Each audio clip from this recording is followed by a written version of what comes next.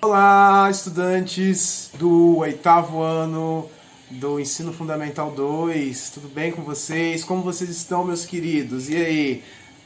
Hoje, aqui é o professor Felipe, na verdade, né? Estou aqui para gravar mais uma videoaula de história aí para todos vocês, para a gente se manter informado, né? Se manter ligado aqui no nosso pensamento. De olho na tela para ver qual o tema da nossa videoaula semanal dessa semana. Muito legal, né? Videoaula semanal dessa semana. Vamos lá. Vamos falar hoje sobre a Revolta dos Malês. Né? A gente está falando, gente, sobre revoltas regenciais, né? Nós vimos a saída do Dom Pedro I, né, do Brasil. Ele teve que ir embora daqui do Brasil, né, e deixou o Dom Pedro II no lugar, né? Deixou o Dom Pedro II aqui aí no lugar dele, só que ele ainda era uma criança, né? Era filho do Dom Pedro I, né? Era uma criança ainda. Então ele não podia governar, né? O Dom Pedro II. Então quem governou foram os regentes, foram escolhidos alguns regentes, né? Pelos políticos ali da época, e a própria cúpula governamental, né? Escolheram regentes, três, teve um momento que foi um, teve um momento que foi três, né? Para governar o Brasil, enquanto o Dom Pedro II crescia, né, gente? Era molequinho, né? Molequinho, e aí tinha que crescer, né? Tinha que voar, tinha que governar o país. E não ia ser uma tarefa nada fácil, porque o governo dele já começava com diversas revoltas, né? Durante o período regencial e nesse ato aí, né, que fica entre o período regencial e o governo do Dom Pedro II, né, que é aí onde acontecem essas revoltas. Nós já vimos revolta de Carrancas, Balaiada, Cabanagem, né? Olha o gás passando na minha rua, vocês estão ouvindo aí, olha o sonzinho do gás. Vamos parar para ouvir um pouquinho? Olha só que legal. Bem legal, né, gente? Não, só atrapalha. Mas enfim, né, nós vamos ver hoje a Revolta dos Malês, que foi uma revolta de negros escravizados na Bahia, tá? Na província da Bahia. Foi muito importante, uma revolta muito simbólica para o nosso povo e principalmente para o povo negro, tá? Vamos para o próximo slide agora, segundo slide, a trilha sonora com o som do gás, né, que está passando aqui na minha rua. Mas vamos lá, gente. Essa revolta, a Revolta dos Malês que a gente está falando, né, foi de grande repercussão, né, na década de 1830, quando os negros formavam a maior parte da população em Salvador. Então, gente, Salvador era uma cidade da época da província da Bahia, né? Antes não era dividido em estados, eram províncias no Brasil. E aí, a Salvador, né, a capital ali, tinha um número gigantesco de escravos, né?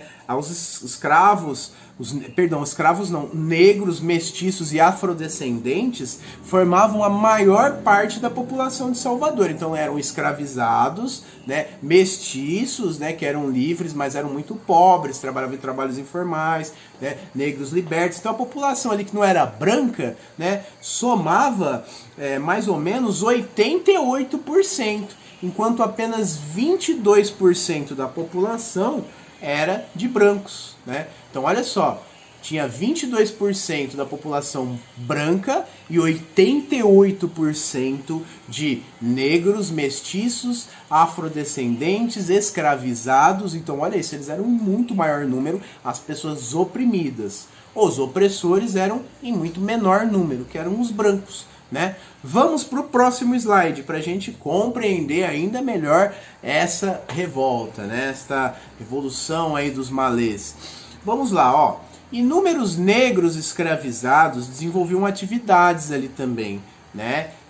Tinha o pessoal que trabalhava na roça, mas em Salvador era uma cidade grande ali da província, né? Uma cidade de porto, portuária, então passava muita gente, né? Então os negros escravizados, eles desenvolviam atividades diversas ali, como sapateiros, barbeiros, né? Aquelas baianas que vendiam quitutes, né, doces, salgados, né, saíam vendendo nas praças. Então tinha trabalhador de todo tipo ali, e eram todos negros, escravizados, mestiços, né, pessoas mais pobres, né, e de etnia diferente do que a branca. Né? Tinham barbeiros também, entre tantos ofícios, lavradores, né, nos centros urbanos. E esses centros urbanos, eles possuíam maior liberdade de movimento quando realizavam suas atividades para os respectivos senhores, o que muito favoreceu a organização e o aperfeiçoamento da revolta. Né? Então, era como os escravizados trabalhavam na cidade, conversavam com muita gente, iam a vários lugares vender as coisas, prestar serviço, né? Porque o senhor ficava lá na casa dele, né? Enriquecendo, ganhando dinheiro, enquanto os empregados faziam todo o trabalho. Né? E os empregados, na verdade, não, né? Não eram nem empregados, né, gente? Eram escravizados, né? Porque nem recebiam por isso. Né? E esse pessoal ficava andando, né? Os negros, né? Os mestiços, os escravizados também, né? Ficavam andando por Salvador vendendo as coisas, né? Fazendo serviços, e aí conversavam com um monte de gente, batiam uns papos, né? Ouvia gente, conhecia gente nova, ouvia novos assuntos, né? Novas perspectivas de pensamento, enquanto quem estava lá na roça, o negro que trabalhava na fazenda, não tinha isso, porque só trabalhava ele, a enxada e os companheiros ali o dia inteiro, no sol quente, exaustivamente.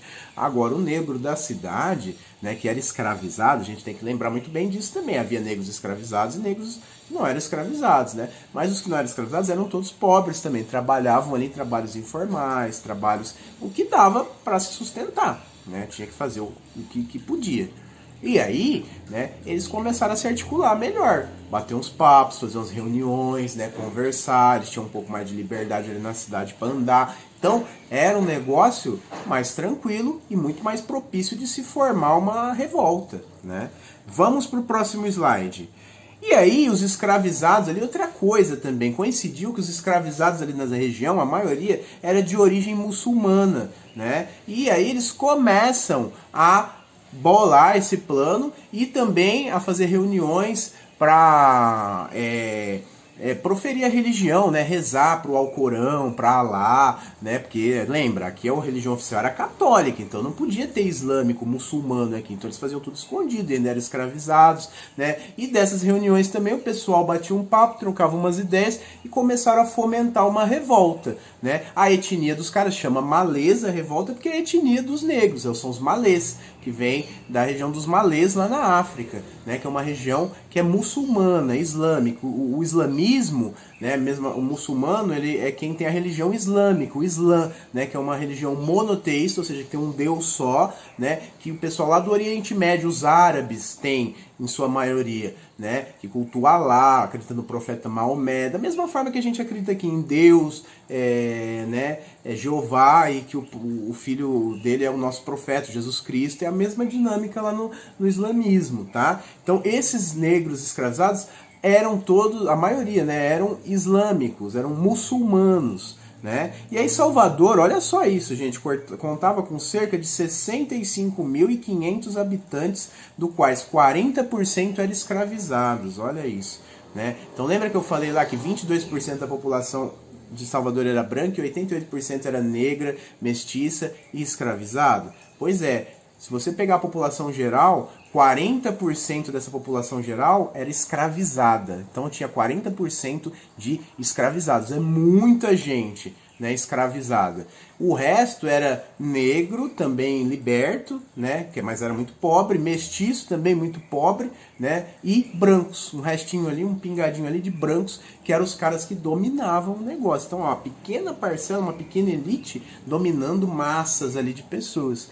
Nada de novo sob o sol, inclusive ainda é assim hoje, né? Uma pequena elite toma conta de países gigantescos, né? Então, isso aqui vocês podem ver na figura também, imagens, pinturas, né, da época do Jean-Baptiste Debré, né, que mostrava como que os negros, está aqui no slide, né, que mostrava como que os negros eram tratados, os escravizados eram tratados, viviam em condições péssimas, passando por torturas, até com objetos, né, no seu corpo. E aqui do lado direito, né, tem uma figura do negro de origem muçulmana, né, que tem o chapéuzinho característico, né, então era tudo bem diferente ali em Salvador, né?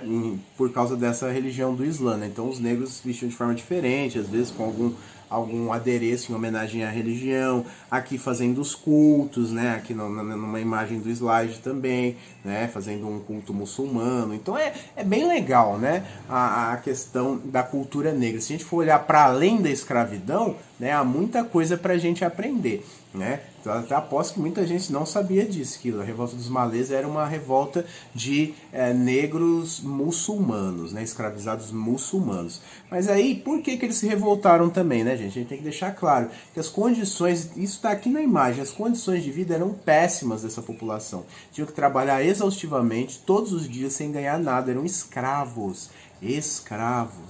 né? E ainda apanhavam, eram torturados, eram xingados, né? Eram abusados, né? Sexualmente, inclusive as mulheres passaram por muito por isso, mulheres negras escravizadas. Então, gente, era um pessoal que tinha péssimas condições de vida, nenhuma dignidade. E aí, nada mais justo, né, do que esse pessoal brigar por essa dignidade, brigar por esses direitos. Foi através da revolta dos malês que eles acharam uma brecha para tentar fazer alguma coisa do tipo, né? Só que a gente já sabe como as outras revoltas, ela acabou sendo reprimida. E a gente vai ver isso agora no próximo slide. Agora, vamos para o próximo slide e a gente vai ver na época, olha só, os negros, os mestiços e os afrodescendentes representavam 78% da população. Eu falei 88, né, gente? Mas na verdade é 78, né? Perdão. Porque eu sou de humanas, né? Mas é 78. Então, na época, os negros, mestiços e afrodescendentes representavam 78%. Lembra que eu falei? A gente tinha falado 88, mas é só corrigir aí, de 7 para 8, né? Sou de humanas, dá um desconto. E tá corrigido aqui no slide. Na época, os negros, os mestiços e os afrodescendentes representavam 78% da população, enquanto os brancos não passavam de 22%. Né? 78 mais 22, 100%, né? Matemática. Então 78%, imagina que tinha 1.000 negros, 1.000 pessoas lá em Salvador, né? Então 780 pessoas eram negras, mestiças e afrodescendentes. E no meio disso tinha os escravizados também. Aí ia ver quem era escravizado e quem era livre. Enquanto 220 pessoas apenas eram brancos, né? 78 por 22. Da população escravizada, olha isso, 63% era nascida na África. Então o Brasil ainda estava trazendo muitas levas de pessoas sequestradas da África, né, de negros africanos sequestrados para vir trabalhar aqui, né, durante o período da escravidão. Então, olha, 63% dessas pessoas eram nascidas na África.